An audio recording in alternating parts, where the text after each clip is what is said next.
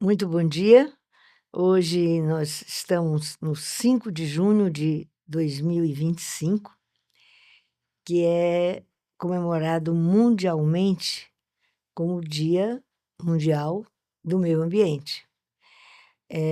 A Sociedade Cearense de Pediatria, que aqui estou representando como diretora de cursos e eventos, e a Sociedade Brasileira de Pediatria, que nesse momento estou como segunda vice-presidente, tem dedicado muito boa parte do seu tempo para dialogar com os pediatras de todo o Brasil, do Ceará, do Brasil, para que eles também dialoguem com as famílias, os cuidadores das crianças e dos adolescentes sobre esse tema que está preocupando, pelo menos há 30 anos, os líderes mundiais através da Organização das Nações Unidas.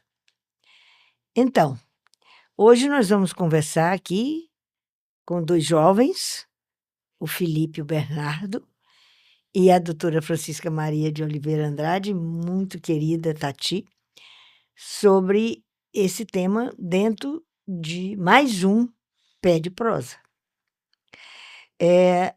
Nosso ex-presidente, mas presidente até sábado, professor Clóvis Constantino, ele criou, dentro da Sociedade Brasileira de Pediatria, e como um professor na área de bioética, ele coordena o grupo chamado de Grupo de Saúde Planetária, Saúde Única. E a Sociedade Brasileira de Pediatria, por a sua liderança e de outros departamentos, como de toxicologia, tem editado cartas aos pediatras, notas de alerta e documentos científicos. Então, a nossa conversa de hoje vai exatamente versar sobre o que hoje toda os que se preocupam com a saúde e bem-estar do planeta estão se debruçando, até porque, em novembro, o Brasil irá sediar a COP30. Eu começaria conversando com a minha amiga Tati sobre por que nós, pediatras, estamos tão preocupados com a saúde ambiental, com a poluição, com os agravos à saúde, não só do planeta, mas sabendo que o quanto isso implica na saúde das nossas crianças, dos nossos adolescentes e das suas famílias. Afinal, nós temos como missão cuidar do futuro do Brasil. O futuro do Brasil são as crianças e adolescentes que temos como missão hoje cuidar. E aí, Tati, o que você acha dessa situação em que nós nos encontramos? Ana, primeiro é um grande prazer estar aqui nesse Pé de Prosa, e junto com o Bernardo, com o Felipe, com você. Essa questão do ambiente, né? As causas ambientais, as questões ambientais e o impacto que elas têm na saúde e no bem-estar das crianças e adolescentes, acho que é algo que a gente já vem discutindo há algum tempo. E eu lembro muito, inclusive você como minha preceptora, minha orientadora, a gente alertando as mães para a questão da fumaça dentro de casa, com o fogão a lenha, né? Isso era uma das preocupações maiores que a gente tinha na época com a poluição ambiental. Hoje nós temos o grande problema da poluição nos centros urbanos, nos grandes centros urbanos, com o número de veículos, né, que estão circulando, as indústrias que produzem uma poluição grande. A questão do saneamento sempre foi para nós uma preocupação, e o impacto que a falta de saneamento tinha e tem na saúde das crianças, mas hoje há uma discussão muito grande com relação não só às mudanças climáticas, mas um tema novo também que se chama resiliência climática. É um termo que está se usando muito, né? Porque tem se observado um agravamento, por exemplo, algo que nos preocupa muito no Nordeste, no semiárido, é a desertificação, que está ficando cada vez mais grave. A gente sempre lidou com o problema da seca, o impacto da seca na vida das crianças, na nutrição, na segurança Na alimentar, mortalidade na infantil. mortalidade infantil, a migração que nós tínhamos do campo para as cidades, né? E que, graças a programas sociais de transferência de renda, isso melhorou bastante, né? Além do que, o que tem se observado muito ultimamente é o agravamento de algumas situações, por exemplo, enchentes. Inclusive, a gente vê lugares em que havia mais um clima seco, com excesso de chuva, ou um lugar que tinha um excesso de chuva também apresentando uma baixa na densidade pluviométrica. Então, essas mudanças que têm preocupado, e tem sim um monitoramento. O Brasil, como outros países, tem um monitoramento de desastres, e esses desastres estão ficando mais frequentes e muitas vezes mais graves. Além do que, assim, para fechar um pouco esse primeiro momento, a questão da poluição e esse impacto que essa poluição tem na saúde infantil, não só agravando doenças pré-existentes como a asma, mas aumentando a incidência e complicando também outras infecções, sejam infecções respiratórias altas, como otites, sinusites, mas também bronquites, pneumonias, que, especialmente na primeira infância, por esse bebê, essa criança estar em fase ainda de desenvolvimento, essa situação fica ainda mais grave. É, então, o tema que hoje estamos com a Sociedade Brasileira de Pediatria, uma nota de alerta coordenada pelo professor Clóvis, é o combate à poluição plástica. Eu queria ouvir, Felipe, por quê? Por que que essa poluição plástica está assim na ordem do dia? Isso vai ser um tema abordado na COP30? Boa tarde. Primeiramente, eu sou o Felipe, eu sou acadêmico de Direito. Eu estive, durante a minha jornada acadêmica, voltando os meus estudos para essa questão da diplomacia, das relações internacionais, e recentemente, como foi comentado, eu me envolvi com a questão da COP30. A questão da poluição do plástico é uma das temáticas, e é interessante, né, como esse tema ele é interdisciplinar, porque a gente discute essas questões em diversas áreas do conhecimento, desde o direito até a medicina. Mas a questão da poluição do plástico é sim uma das temáticas que tem chamado mais atenção, né, nessa pauta mais geral, né, do combate à poluição. Eh, e com certeza impacta, assim, o meio ambiente, impacta, os ecossistemas e acaba impactando, por consequência, o homem. Então tem se discutido muito a questão de como a gente está contaminando os ecossistemas, os oceanos, os mangues com, resíduos plásticos e, por consequentemente, como esse plástico ele acaba não se biodegradando, acaba infectando os organismos, acaba, infectando as pessoas. A gente já tem alguns estudos que você consegue identificar, né, traços de microplástico no organismos das pessoas. Recentemente teve um estudo que identificou traços de microplástico, inclusive no leite materno. Então, Leite materno. então Desculpa. crianças já estão tendo contato com essa contaminação, por plástico. Nos primeiros dias de vida. Basicamente, desde que você está vivo, você está sofrendo esses impactos dessa contaminação. Então, assim, na questão da COP, do direito, dos tratados internacionais, se tem discutido como a gente mitiga, né, essa poluição. Eh, Seja alguns países têm adotado políticas de banimento de plásticos de uso único, no caso, alguns países da União Europeia, posso citar também os Emirados Árabes, são países que estão adotando políticas de banimento desses plásticos de uso único, né? Copo descartável, canudo, sacola de supermercado, porque eventualmente esse plástico ele invariavelmente acaba chegando, nos ecossistemas, nos oceanos e acaba, causando essa contaminação.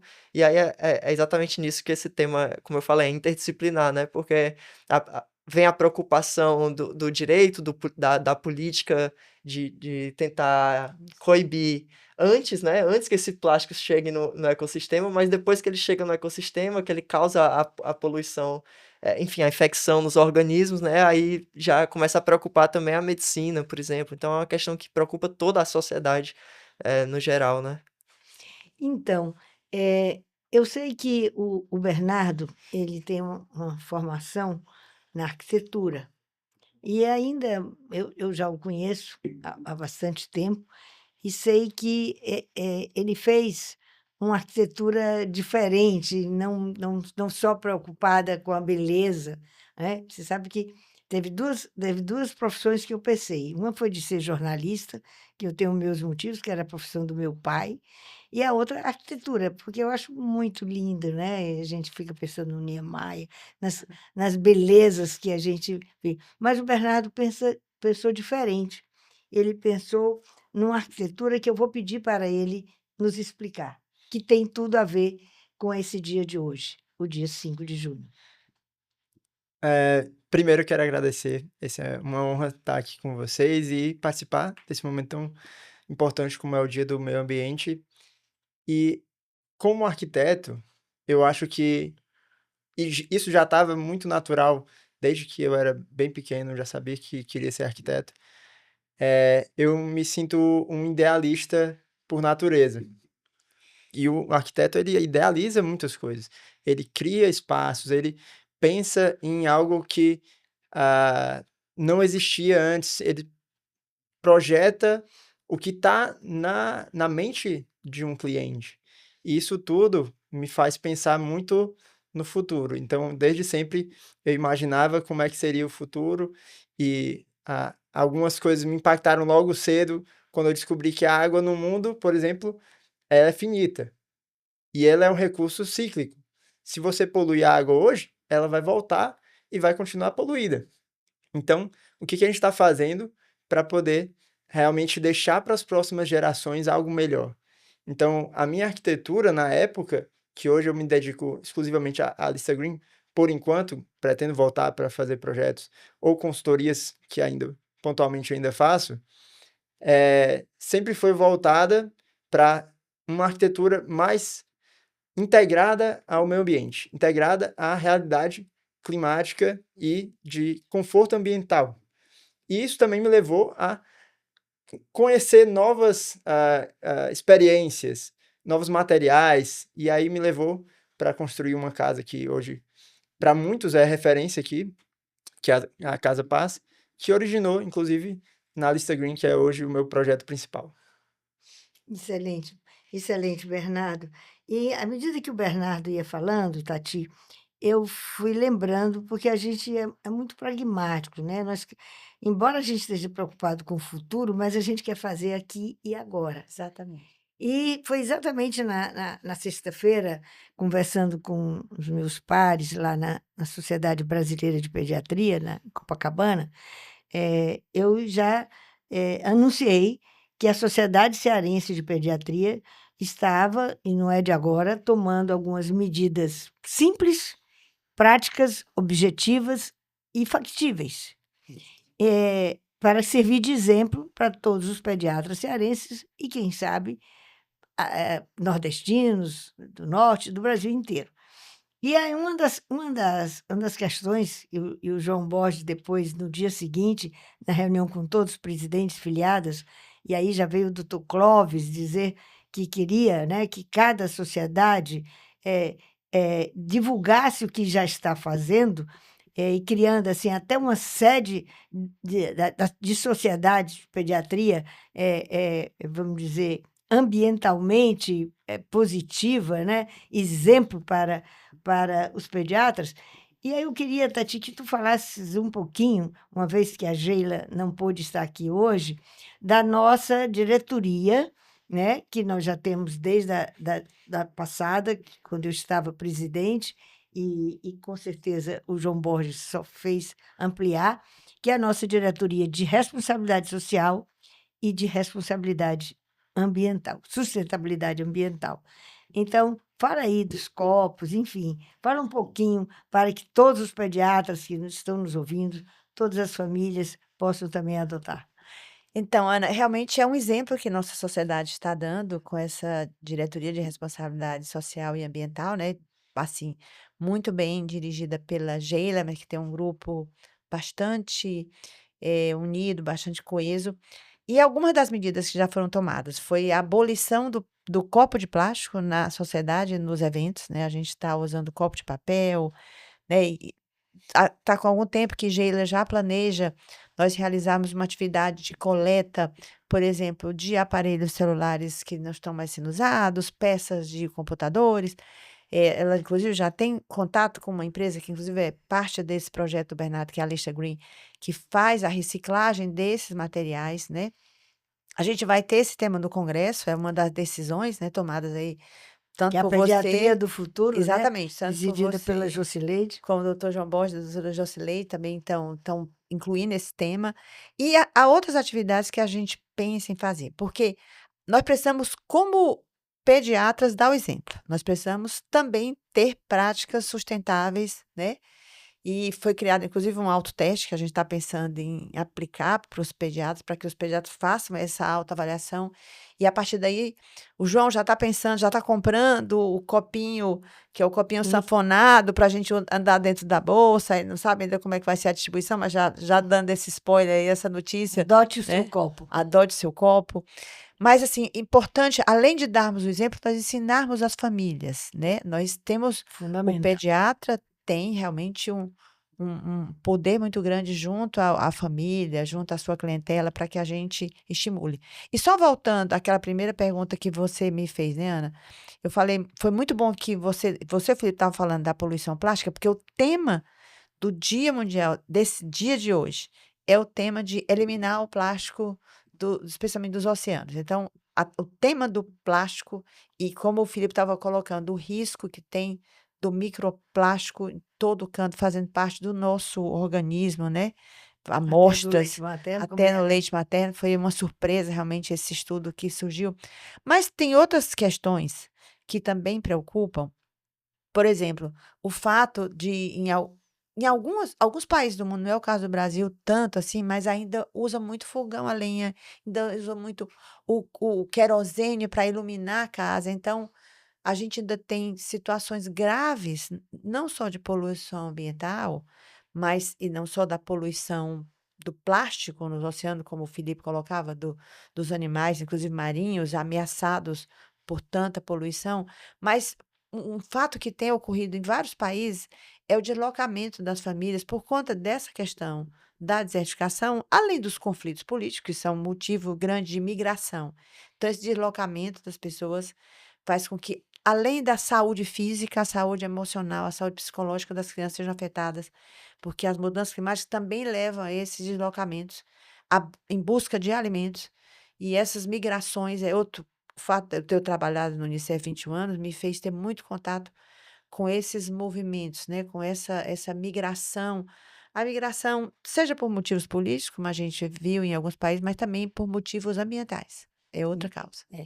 Com certeza, e eu ia exatamente, é importantíssimo, né, que nós temos aqui no Ceará uma pediatra que passou 21 anos caminhando, principalmente pelos países ainda não desenvolvidos e que viu realidades ainda piores do que a que nós vivemos nas nossas desigualdades brasileiras, desigualdades do Nordeste, mas que ela realmente viu de perto. Isso, com certeza, lhe deu incríveis lições. E eu tenho certeza, Felipe, que esses países, quantos países estarão representados em Belém do Pará em novembro próximo, Felipe?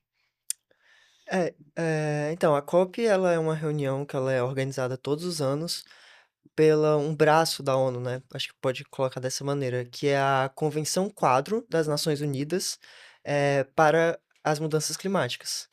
Então, essa Convenção Quadro ela conta com 198 membros, envolvendo países, algumas entidades, União Europeia, por exemplo.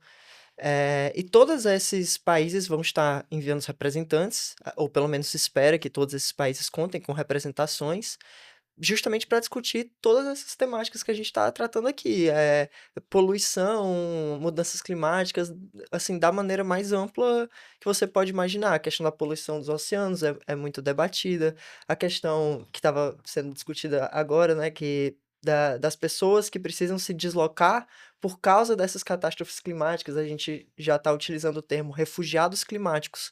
Então, uma questão que impacta muito, principalmente, como foi comentado, as nações em desenvolvimento.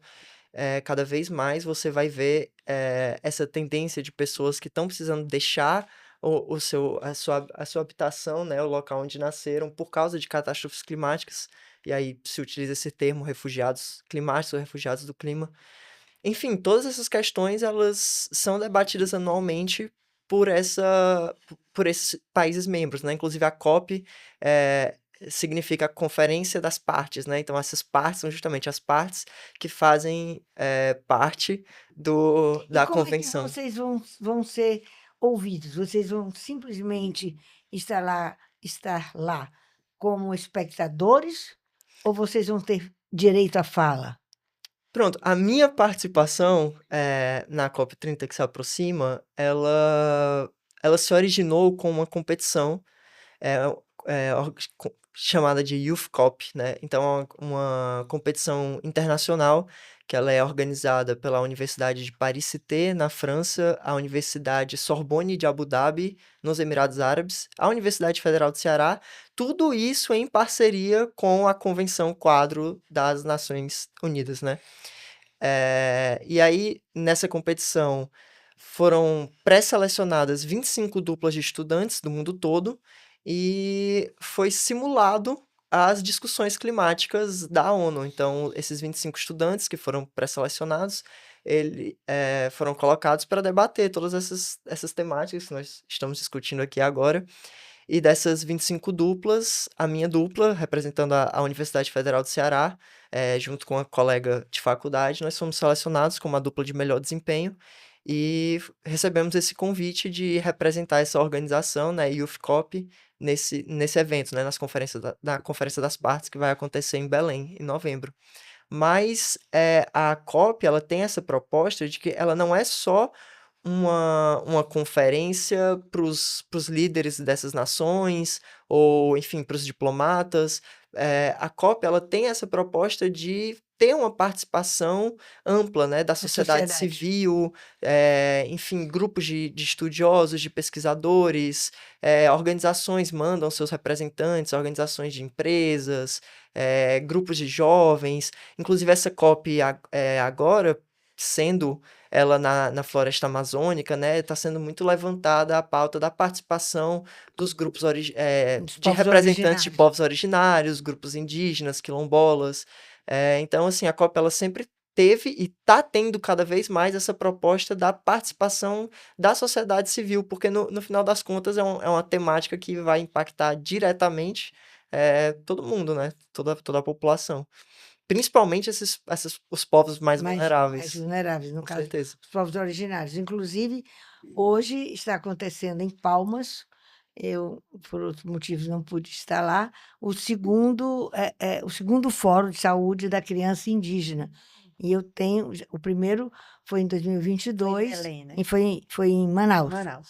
E agora está sendo em Palmas. E com certeza essa questão, principalmente depois daquele absurdo que foi as mortes das crianças de Yanomamis. Bernardo, nós já falamos aqui da COP de novembro, de várias situações, a Tati falando também das suas andanças pelo mundo em desenvolvimento, na África, mas de um modo muito prático, desde que você, como ainda estudante de arquitetura e recém-formado, fazendo a casa, né? Uma casa muito engraçada, como dizia a música, né? Mas assim, uma casa diferente. O que é que você acha que pode propor à Sociedade Cearense de Pediatria? Eu sei que você já está fazendo parte, porque esses grupos de trabalho não são somente com pediatras. Nós temos grupos de trabalho com arquiteto, com jornalista, com enfermeiro, enfim. com outros profissionais de saúde e até também não só da saúde. Eu queria que você já viu lá na sociedade uma brinquedoteca que se chama Bora Brincar e que utiliza material reciclado, né? O que é que você, criativo como você é, com a Green, que eu não decoro o primeiro nome, pode propor para a nossa sociedade cearense como um todo, mas principalmente para os pediatras? Então, eh, primeiro eu queria até contextualizar que a gente está falando muito das ações mais abrangentes e de governantes, né, de Sim. líderes, e elas são muito importantes. Mas, como inclusive foi comentado aqui antes da gente começar, já existe boas décadas que continua a trabalhar os mesmos temas sem tanto progresso como a gente gostaria de ver. Então, qual a minha reflexão e o que me levou a empreender com a Lista Green? Foi que não adianta só a gente ter uma disposição dos líderes e trazer talvez direção ou metas políticas de cima para baixo. A gente, como sociedade civil, as empresas, os empresários como um todo, né, profissionais, que eles que detêm o conhecimento da mudança de fato, pesquisadores, e mais importante, as comunidades, o que a gente também chama de tribos, que elas já têm muitas delas que são engajadas em alguma forma de sustentabilidade. Eu conheço bastante o pessoal da permacultura, também tenho um relacionamento muito próximo com o pessoal que é vegano, e claro, os bioconstrutores, arquitetos que trabalham com construção sustentável. Dentro disso tudo, você tem pessoas interessadas, engajadas, mas qual é a diferença e talvez o que precisa para a gente ter a mudança? É tudo ficar mais conectado. E aí que entra a Lista Green, para a gente poder se unir, juntar forças e saber que muito próximo de você pode ter um produtor de orgânicos que você estava precisando, que você não encontrava espontaneamente. Ou então um produto de upcycling, que você precisa de uma bolsa nova para sua filha ir para o colégio. Fraldas ecológicas, né, que a gente tenta tanto trazer isso como uma rotina, porque antigamente era muito fácil, porque não tinha a fralda descartável. Então, era quase que obrigado você usar um método reutilizável. Agora, como ficou prático, assim como o copo, que foi mencionado também, copo plástico, é muito simples e cômodo, você usa e descarta. Mas não existe o jogar fora, né? A gente joga para o meio ambiente, para o poder público, e muito disso é gerado de resíduo. Não dá para a gente considerar que não é a minha responsabilidade. Eu não fiz nada para esse copo. Não é o meu copo, não é a minha garrafa, não é a minha tampinha, não é o meu saco que está lá no meio ambiente. O meu eu descartei corretamente, né? Mas isso é algo bem interessante, dona Ana, que a gente tem um levantamento que pegou as principais empresas poluidoras. Quais que são? E foi ranqueando, assim, P&G, Unilever, e o número 1 era a Coca-Cola. Então, se você toma algum produto da Coca-Cola ou qualquer outra dessas grandes empresas, que com certeza você tem algum produto na sua casa que você consome, provavelmente você vai ser responsável em algum momento por destinar esse resíduo para um rio, para uma lagoa, para o oceano, ou então vai parar numa floresta, num habitat de outras espécies. E tem algo bem interessante que eu vim aqui conversando comigo mesmo. Em um momento, eu pensei que, assim, bem no começo, estava numa palestra e corrigi numa roda de conversa, né? Uma pessoa que falou sobre um ecossistema, mas o assunto era sobre tecnologia. Eu falei assim, olha, eu tenho um pouquinho de conhecimento nessa área, deixa eu te corrigir. Ecossistema precisa de organismos vivos. Então, se a gente está transformando as nossas cidades totalmente estéreis, só tem o ser humano, talvez um pet ali, alguma coisa. A gente não está criando um ecossistema. Será que a gente já parou para raciocinar sobre isso? Não tem mais parque, não tem mais lagoas e, assim, o que antes existia naturalmente, os quintais, que as pessoas tinham as suas árvores frutíferas, né? As fazendas, os sítios. Então, o que está se tornando as nossas cidades? A gente vai para fora para ter uma experiência, respirar um ar puro, ter um pouco de calma, né? Então, assim, é uma reflexão minha, mas queria só trazer para vocês também, porque eu acho que talvez seja interessante para o pessoal. Ana, só complementar que eu lembrei da parte do desmatamento, né? O desmatamento é outro problema, outra consequência da ação humana. E essa questão da falta do verde nas cidades, que aumenta a temperatura, que piora a poluição. Tanto é que hoje a gente está trabalhando muito na área infantil com o contato com a natureza, levar as crianças para o contato com a natureza. Arborizar as cidades, arborizar as escolas. Tem estudos mostrando que poucos centros de educação infantil tem uma área arborizada. Então, essa questão do desmatamento, da destruição das florestas, óbvio que a gente entende que tem que acompanhar o desenvolvimento, tem que acontecer, mas com respeito ao meio ambiente, né? E só reforçando o que o Bernardo estava dizendo, que a gente tem que promover realmente são as práticas sustentáveis. Um tema que eu aprendi com o Bernardo e com outros ecologistas é que não existe planeta B. Só existe. Nós não temos outro planeta para mudar caso o nosso fique superlotado de lixo, né? Então, o que a gente pode fazer para que tem os 4 R, são 4 ou são 5 R's, Bernardo? Reduzir, reutilizar, reciclar. Então, assim, tem os R's aí, os R's da reciclagem, né? Então, separar o seu lixo, evitar realmente, e na própria lista green a gente tem várias dicas, assim, não evitar pegar aquela sacola no supermercado, ter uma sacola retornável dentro da bolsa, ter a sua garrafinha, né? Quer dizer, evitar desperdiçar água. Então, são várias medidas que eu acho que aos poucos a gente pode fazer um trabalho educativo dentro da sociedade. E, além disso, associar uma prática de vida mais saudável, né? O Bernardo falava dos orgânicos, então essa ideia da gente consumir os orgânicos, usar os biocosméticos, né?